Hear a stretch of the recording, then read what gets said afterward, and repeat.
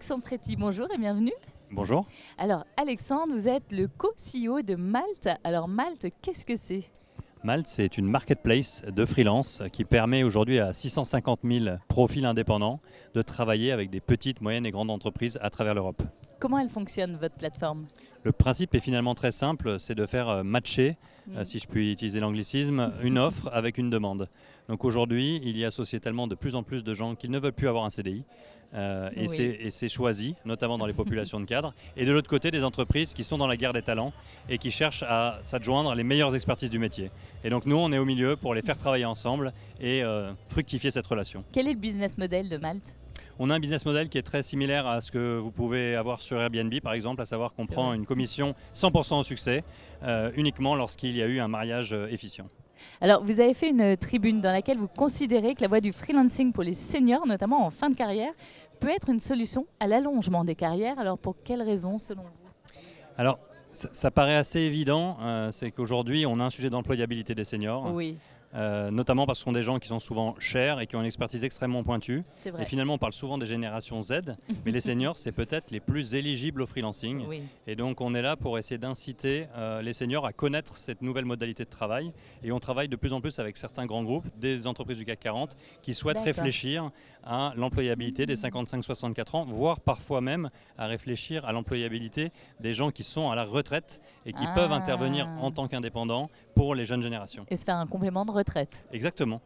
Avec finalement en étant auto-entrepreneur quand on est freelance. Tout à fait, auto-entrepreneur ou en créant sa propre structure juridique, tout est possible. Alors vous lancez Malte Strategy, pouvez-vous nous en dire plus ? Oui, alors Malte Strategy, c'est en fait un sous-élément de notre marque.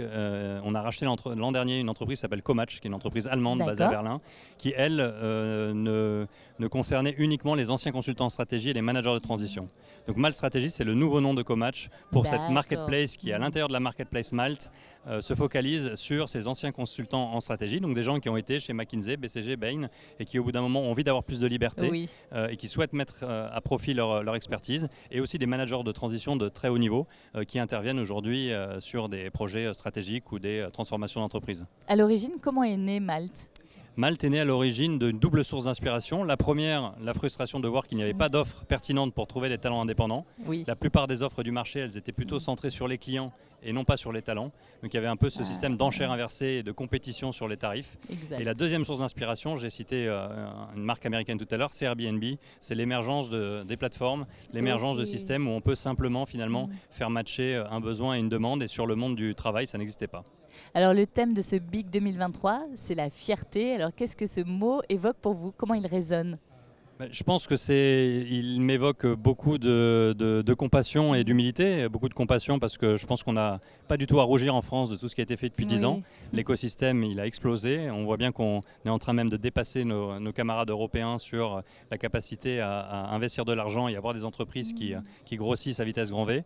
Et malgré tout de l'humilité, parce qu'on est encore loin d'avoir atteint les objectifs initiaux, on n'a pas encore de leaders mondiaux sur beaucoup de marchés. Et donc je pense que la prochaine étape, ce sera celle-là, c'est de passer d'un écosystème riche à un écosystème où on a vraiment des leaders au niveau international. Un message à partager avec ceux et celles qui peuvent nous écouter et qui sont déjà freelance ou pas, et donc quel que soit leur âge, on a pu le voir avec vous. C'est de prendre le risque, parce qu'aujourd'hui justement le modèle de Malte, c'est de minimiser le risque du freelance en leur permettant à la fois de gérer le paiement, de trouver les clients, d'avoir des partenariats, et donc finalement le risque ne devient plus qu'intellectuel, si je puis dire, et il n'y a plus aujourd'hui de frein dans l'idée d'avoir une expertise de laquelle on puisse vivre en tant qu'indépendant. Merci Alexandre Préti. Merci à vous.